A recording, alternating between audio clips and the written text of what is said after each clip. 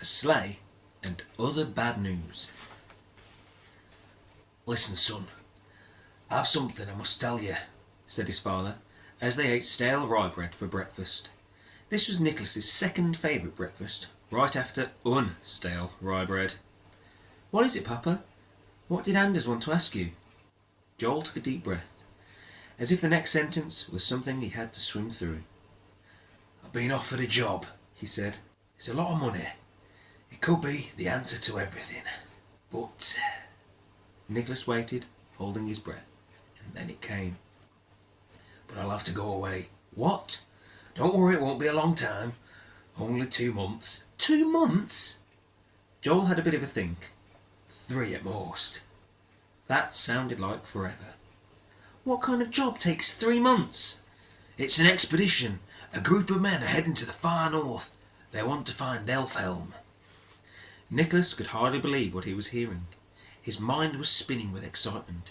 He'd always believed in elves, but never really imagined that people could actually go and see them. Elves. Living, breathing elves. "The elf village?" His father nodded. "The king has said there's a reward for anyone who finds proof of the elf village. 12,000 rubles. Between 7 men, that's over 3,000 each." "Don't think it is," said Nicholas. "We'd never have to worry about money again." "Wow, can I come? I can spot a mushroom from a mile away, even in the snow. I'll be really, really useful." His father's long, leathery face looked sad. The skin under his eyes had gained another ring. His eyebrows were sliding apart like caterpillars falling out of love. Even his dirty old red hat seemed floppier and sadder than usual. "It's too dangerous," Joel said, his breath smelling of sour cloudberries. "And I'm not just talking about bears. There will be many nights sleeping out in the cold. Finland is a large country. 100 miles north of here, there is a village called Sepajärvi. Beyond that, nothing but ice plains and lakes and snow-covered fields. Even the forests are frozen, and by the time you reach Lapland food, even mushrooms will be hard to find. And then the journey gets even more difficult, which is why no one has ever made it to the far north." Tears filled Nicholas's eyes, but he was determined not to cry. He stared at his father's hand and the missing half finger. "So how do you know you will make it?" "There are 6 other men, good, strong men, I'm told. We have as good a chance as anyone." He gave his familiar crinkly-eyed smile. "It'll be worth it, I promise you. We'll make a lot of money on this expedition, which means we'll never have to have water and mushroom soup and stale bread again." Nicholas knew his father was sad and didn't want to make him feel any worse. He knew he must be brave. "I'll miss you, Papa, but I understand you must go." "You're a child of the forest," Joel said, his voice trembling. "You've a tough spirit, but remember, you mustn't go near danger. You must stop your curiosity. You have too much courage.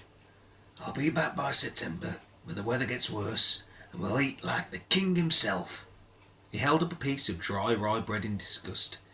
"Sausages and fresh buttered bread and mountains of bilberry pie." "And cheese," murmured Mika, but no one heard. Bilberry pie. Nicholas nearly fainted at the thought.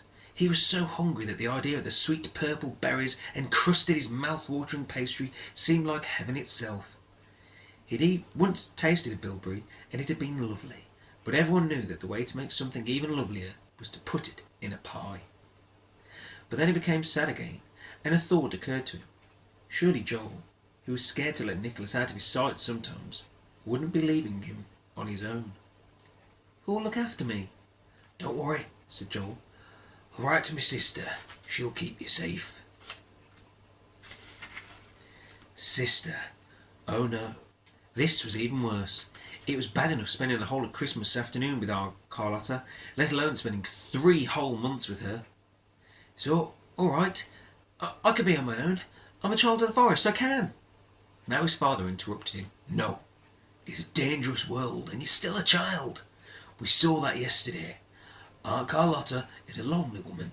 She's a lot older than me. She's a really old lady now. She's 42. Hardly anyone lives to be 42.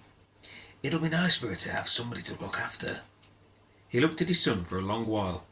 before breaking the final piece of bad news. "Oh, and I'll need to take your sleigh. Anders thought it would be useful to hold our supplies. And anyway, it is summer. The snow is too thin on the ground around here." Nicholas nodded. He could not think of an answer. "Still have your turnip, doll?" Joel pointed to the sad-looking turnip with a face carved in it that was sitting by Nicholas's bed. "Yes," said Nicholas. He supposed that, as turnip dolls go, it was a very nice one. Maybe it was the best doll made out of a rotten, stinking turnip in the whole of Finland. That's true. I still have that. And so, 10 days later, on a cold but sunny morning, Nicholas watched his father leave. Joel was wearing his red hat, carrying his axe on his back, and dragging the wooden sleigh behind him. He headed off under a pink sky, through the tall pine trees, to meet the other men in Kristinankaupungki. And then after that, the really bad things started to happen.